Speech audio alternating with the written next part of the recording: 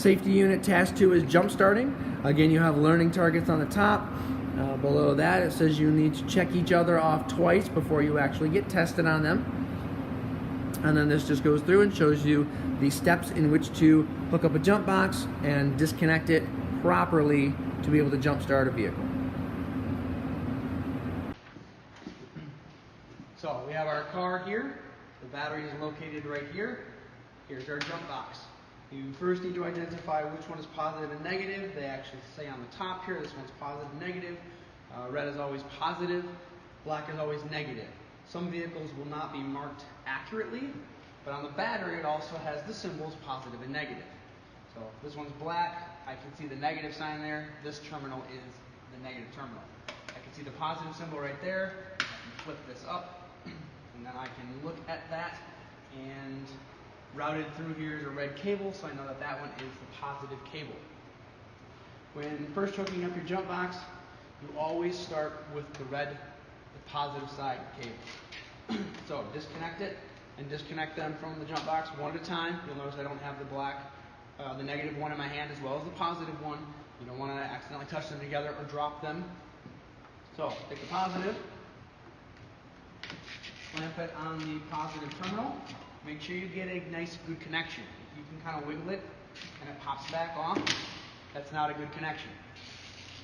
You need to have it secured so that it's on there. It's making good quality contact, and it's going to get a good arc and a good connection from the jump box to the battery. You then take your negative one off, find your negative terminal, and put it on your negative terminal.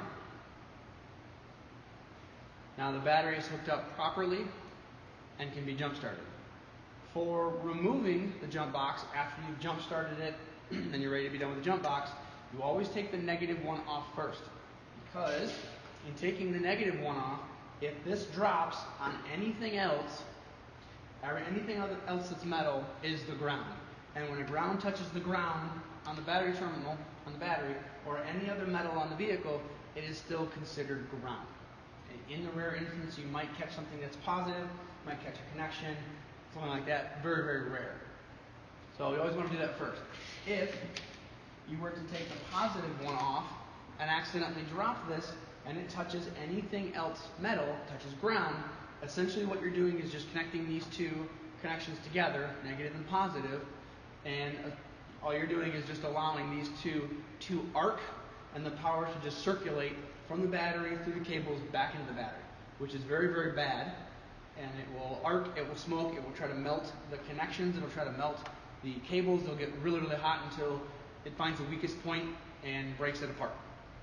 So you don't want to do that. You always want to leave the positive one connected. Take the negative one off first and wrap it up. Notice how I don't have both of them in my hand at once. There's a potential to drop it. I'm not taking it away from the vehicle over to a bench or another metal surface. There's no chance that those two can ever contact each other. If I do drop the black one, I've dropped it on ground. It may create a slight spark, but it's not going to attempt to weld itself together. And then take the positive one off, do the same thing. Wrap it up, make sure it's secured, and then put that back down.